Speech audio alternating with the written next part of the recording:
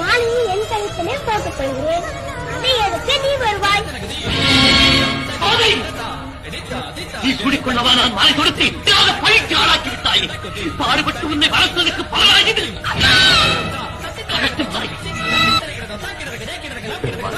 அவள் தவறை மறந்து உனக்காக புது மாலையே கொடுத்து வந்திருக்கிறேன்.